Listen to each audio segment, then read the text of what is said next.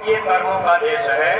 5 साल के ऊपर के बच्चे जब 5 साल की उम्र पूरी हो जाती है, उसके बाद एक भी दिन ऊपर हुआ, उसी समय से बच्चों के कर्म लिखे जाते हैं। 5 साल तक के कर्म तो नहीं लिखे जाते, लेकिन उसके बाद कर्म लिखा जाता है। इसीलिए पूज्य महाराज जी ने युवा संगठन का भी निर्माण किया कि ताकि छोटे छोटे बच्चे, और महाराज जी की दया भी है कि बहुत से नौजवान बच्चे, छोटे छोटे बच्चे काफिले में भी चले जाते हैं, सत्संग में भी चले जाते हैं, ध्यान भजन भी करते हैं, सेवा भी करते हैं। सत्संगी प्रेमी भाई बहनों, तो महात्मा तो सबकी भलाई चाहते हैं। अगर हम आप अपने बच्चों को सत्संग में नहीं लाए, सुमिरन ध्यान भजन में नहीं लगाए, बच्चा डॉक्टर इंजीनियर बन गया, रिटायर हुआ, शरीर का समय पूरा हुआ, अब उसके जीवन में कोई ऐसा कर्म बना है जिस कर्म का फल भोगने के लिए अब उसको ले जाकर के वहाँ कुत्ता सुअर बना दिया गया। अब बेचारा वहाँ दुख ही दुख तो पाएगा, वहाँ धरती जिसका ही तो खाने को मिलेगा, वहाँ तो हमको आपको रहने के लिए मकान नहीं मिलेगा, सोने के लिए कोई बिस्तर नहीं मिलेगा, वहाँ पर कोई अपनी जाति बिरादरी का नहीं होगा, वहाँ पर कोई किसी की पत्नी नहीं, कोई किसी का पति नहीं। जब ये जीव 84 में पड़ा रहेगा तो वहाँ हम आप दुख ही दुख पाएंगे। वहाँ अगर कुत्ते का पैर टूट जाए, रोड पर एक्सीडेंट हो जाए, अब कौन उसका नातेदार रिश्तेदार होगा, कौन उसकी जाति बिरादरी का होगा, कौन अस्पताल ले जाएगा, कौन दवा करवाएगा, क्या हम आप कभी विचार कर पाते हैं? तो महात्मा आत्मा की तरफ ध्यान देते हैं। महात्मा जो जीवन में मिलते हैं, सत्संग के वचन अगर हम आप ध्यान से महापुरुष के सुने, तो हमारा आपका भी मन और विचार धीरे धीरे इधर लगेगा।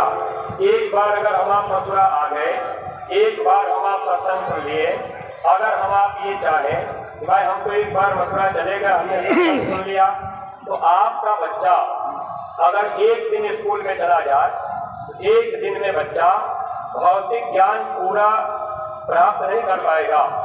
आप अपने बच्चे को कक्षा 1 से पढ़ाकर अब आप उसको BA में करवा रहे, अब ऐसे 10, 15, 16 साल लग जाते हैं, आप बच्चे को रोज रोज स्कूल भेज रहे भौतिक ज्ञान के लिए। दोनों भावों के नीचे का ज्ञान ये भौतिक ज्ञान होता है, दोनों भावों के ऊपर का ज्ञान ये आध्यात्मिक ज्ञान होता है।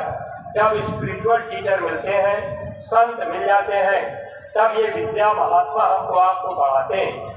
आत्मा क्या है, परमात्मा क्या है, ये शरीर क्या है। जब ये शरीर हम लोगों को नहीं मिला था तो ये आत्मा कहाँ रहती थी, जब ये शरीर छूट जाएगा तो ये आत्मा फिर कहाँ जाएगी। प्रेमी भाई बहनों, यह पढ़ाई पढ़ने के लिए हमारे गुरु महाराज ने ये आध्यात्मिक विद्यालय ये केंद्र खोला है। मथुरा और पिथौरा ये 2 स्थान गुरु महाराज ने हम जीवों की भलाई के लिए, आत्मा के कल्याण के लिए, कर्मों को गुनाहों को माफ करने के लिए यह स्थान गुरु महाराज ने बनाया। मथुरा और पिथौरा ये दोनों स्थान, पिथौरा हमारे गुरु महाराज की जन्मभूमि है और मथुरा अपने गुरु महाराज की कर्मभूमि है।